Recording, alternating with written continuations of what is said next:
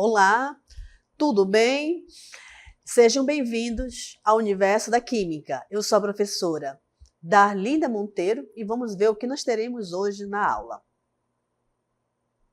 Aula 14, revisão e avaliação.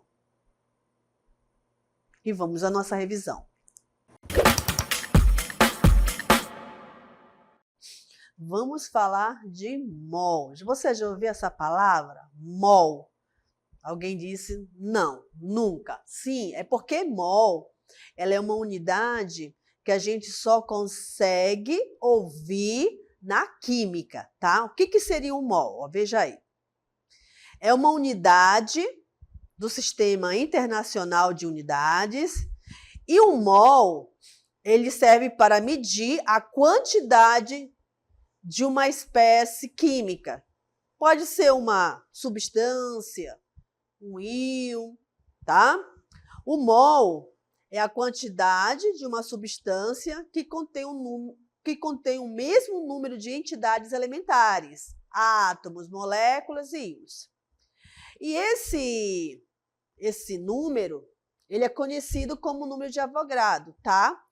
E ele tem um valor. Então, o mol de qualquer átomo ou qualquer molécula sempre vai ter esse valor aí. 6,02 vezes 10 elevado a 23. Observe aí um exemplo, né? Nós temos aí a tabela periódica. Dentro da tabela periódica, nós utilizamos, né, aqui fazendo uma relação mol com a massa, né, a massa atômica dos elementos, que cada elemento desse da tabela tem uma massa atômica, né? Essa massa atômica identifica aí esse átomo. Então, observe aí, olha, o mol de prata tem 107,9 gramas, é a sua massa atômica, assim como o mol de carbono tem 12,01 gramas, e assim como o mol de enxofre tem 32,07 gramas. Então, uma relação que eu estou fazendo com mol e massa atômica. Podemos calcular o mol de qualquer substância usando essa fórmula aí, ó. Fórmula N é igual a M sobre M maiúsculo. Cada letra tem um significado, né? Então, o N significa número de mol, M minúsculo a massa e o M maiúsculo é a massa molecular. Então, através dessa fórmula é possível calcular o número de mol de qualquer substância. Tá bom? Posso usar a regra de 3 simples para calcular o mol?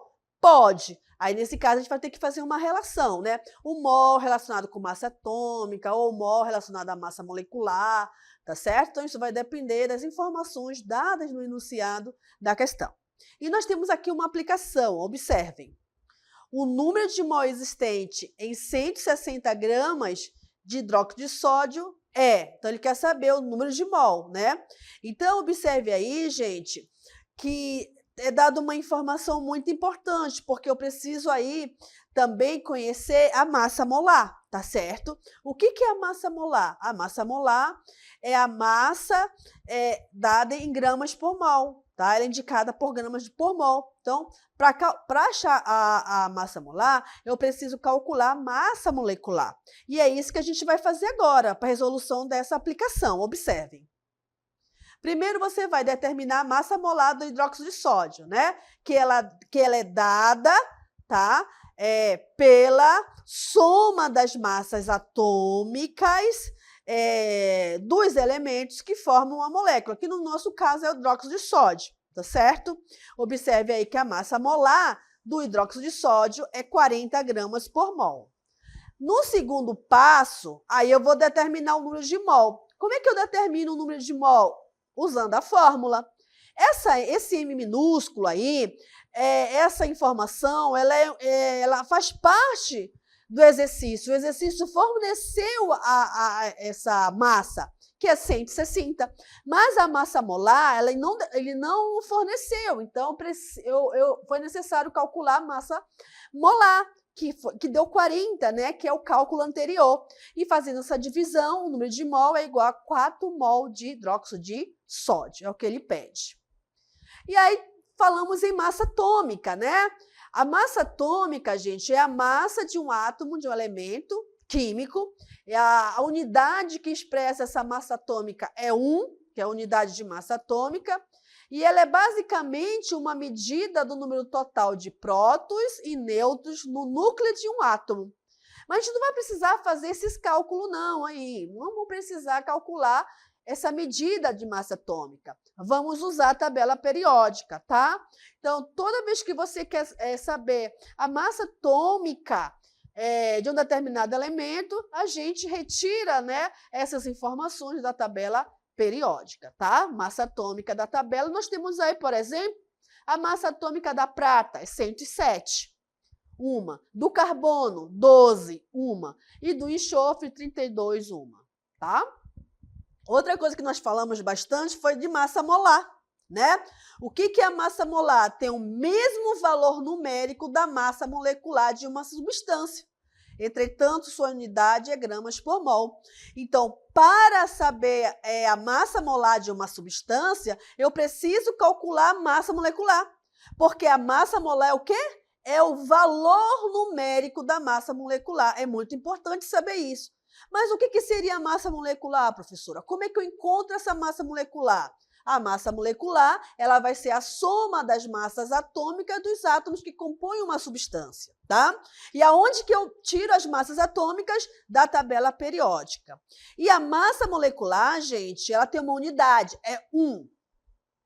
E aí nós temos um exemplo, observe aí que é o gás carbônico, observe que a massa atômica do carbono é 12, do oxigênio é 16, como eu tenho 12 oxigênio, né, ele está repetindo 2 vezes aí o oxigênio. Então, o que seria a massa molecular? A soma das massas atômicas que compõem essa molécula, no caso, CO2. Observe que a massa molecular vai dar 44,1. E a massa molar? É o que, gente? É o valor numérico da massa molecular, só que é dada a unidade em gramas por mol. Então, a massa molar vai ser igual a 44,01 gramas por mol. Lembrando novamente, como se calcula a massa molecular? A massa molecular seria o quê? A soma das massas atômicas que eu encontro na tabela periódica de todos os átomos presentes numa molécula. E ela tem uma unidade, viu, gente? A unidade é 1, ok? Quando o contexto é massa molar, o que eu faço? Apenas vou substituir essa unidade, que é 1 por gramas por mol. E aí nós temos um outro exemplo, observem aí, calculando a massa molecular, como vocês podem perceber, tá? Agora, vocês também têm que observar quantos átomos tem na molécula, viu, gente? Isso também, porque dependendo da quantidade, você tem que multiplicar pela sua massa atômica, ok? Então, observem aí que ele está fazendo o cálculo da massa molecular e depois ele só faz, no final, né, substituir a unidade, que é 1 por gramas por mol. Temos o exemplo 2, que é a água, né? Observe que a quantidade ali da água é 1, né? Tem 2 águas, tem 1 oxigênio, tá? O total aí, gente, somando, vai dar 18 gramas por mol. E vamos para o exemplo 2. No exemplo 2, observem aqui que eu tenho aqui 2 átomos que formam essa molécula. Eu tenho o carbono e tenho o oxigênio, tá certo? Quantas quantidades? Eu tenho uma quantidade. Eu tenho um carbono e tenho um oxigênio. Qual é a massa atômica do carbono? É 12. Qual é a massa atômica do oxigênio? 16. Informações retiradas da tabela periódica, tá bom? Então, somando aqui, eu vou ter uma massa molecular. Eu vou ter 28. Uma é a massa molecular. E qual o valor da sua massa molar? Qual o valor da sua massa molar? Vai ser igual a 28, ó, só vou trocar a unidade, gramas por mol, ok? Vamos para o exemplo 3. Observe no exemplo 3, né, que nós temos uma outra molécula, que é o ácido sulfúrico. Veja a quantidade aí, né? Ó, eu tenho 2 hidrogênios, então eu vou ter que pegar a massa atômica, que é 1, e multiplicar pela quantidade, tá, gente?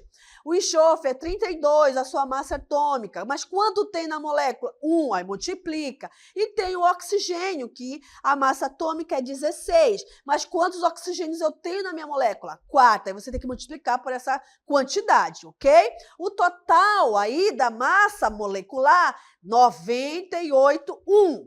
E seria a massa molar? Ó, é muito fácil, é só substituir a unidade. Fica massa molar igual a 98 gramas por mol. Bem facilzinho, né? Não é difícil, não. Tudo bem? Então, nós saímos aí do cálculo de massa molar, massa molecular, massa atômica. Então, ficou mais fácil. A gente se familiarizou com esses termos não comuns, né? No nosso dia a dia, somente na química. Agora, vamos falar sobre 2 leis bem importantes. Vamos conhecer aí a primeira lei, que é a lei de Lavoisier, também conhecida como conservação de massa. O que diz essa lei de Lavoisier, tá? Em uma reação química, a massa dos reagentes é igual à massa dos produtos. E aí nós temos um exemplo para a gente pensar. Se a gente queima madeira, né? Quando a gente queima madeira, o que a gente observa? Que ela se transformou em cinzas, em gás carbônico e vapor d'água.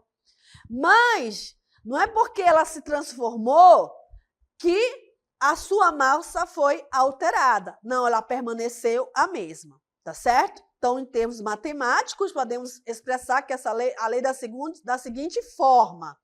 Olha aí, observe que a massa dos produtos é igual à massa dos reagentes. Então, nós temos aí uma imagem, né?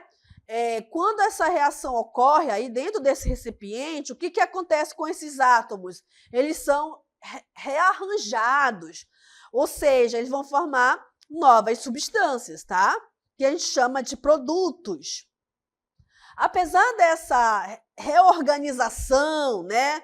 A massa total dos reagentes ela é igual à massa total dos produtos, como vocês podem perceber pelos valores aí na balança, não é verdade? Houve um rearranjo ali na equação química, mas a massa permaneceu a mesma, né? A massa antes e depois da reação, como a gente pode perceber na balança, é a mesma, tá? Mostrando que a formação de novas substâncias ocorre com a mesma quantidade de átomos dos reagentes. Então, lei de Lavoisier, massa dos produtos é igual à massa dos reagentes. E aí nós temos uma aplicação, né? Em um experimento químico, um cientista observou a reação de combustão completa de uma amostra de propano na presença de oxigênio. Observe a reação, tá?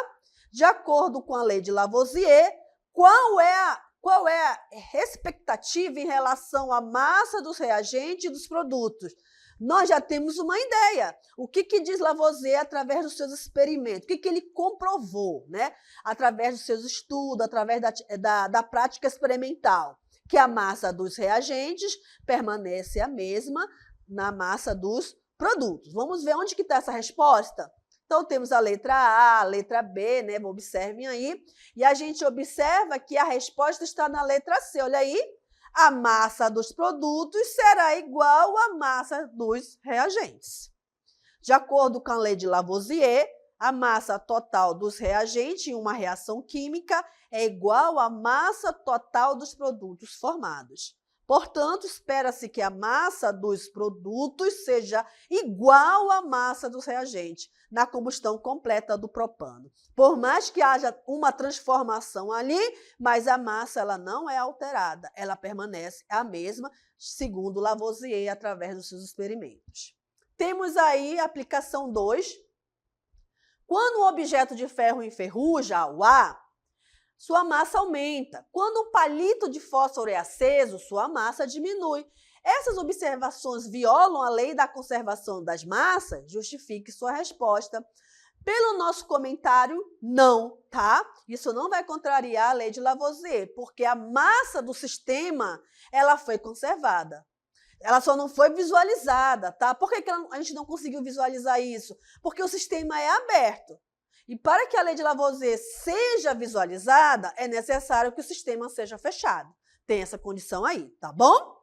Agora vamos para outra lei, que é a lei de Proust, que é chamada de proporções definidas. O que ela estabelece? Que a razão entre os elementos que formam uma substância, ela é sempre fixa, tá bom?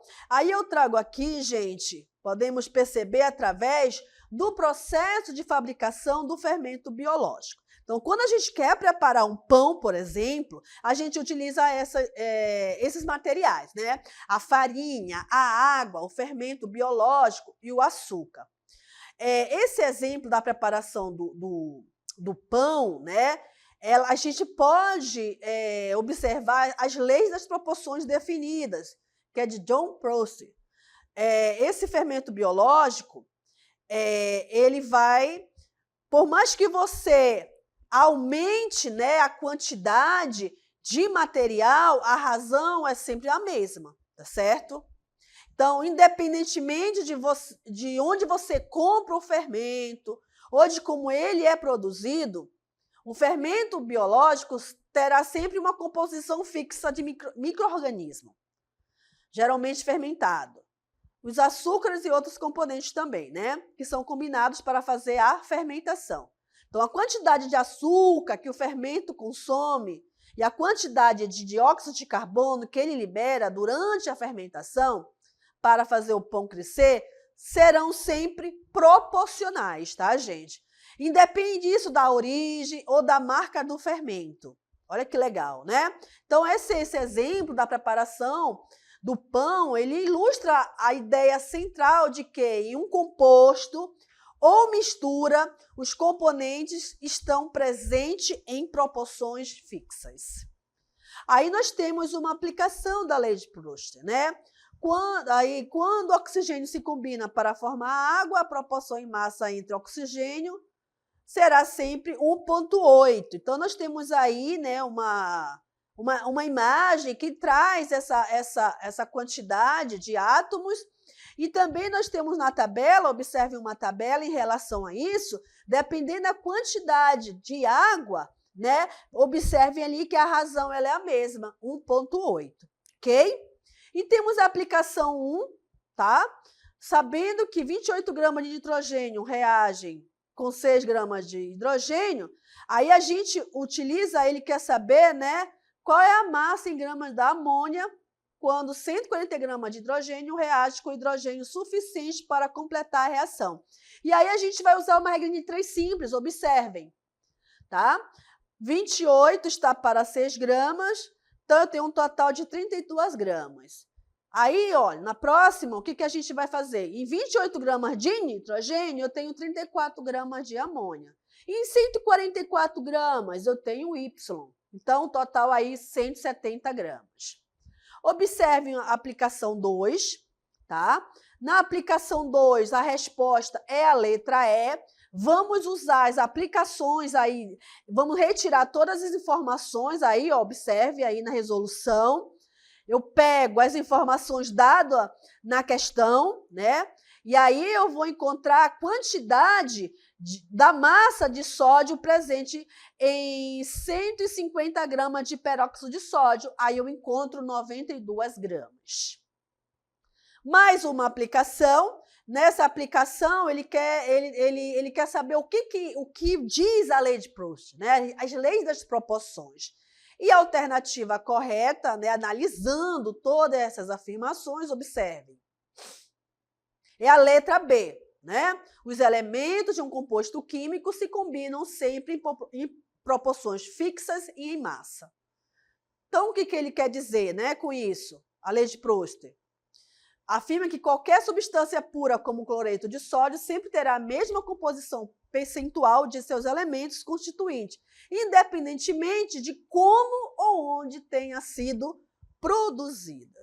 E assim a gente termina a nossa revisão de hoje.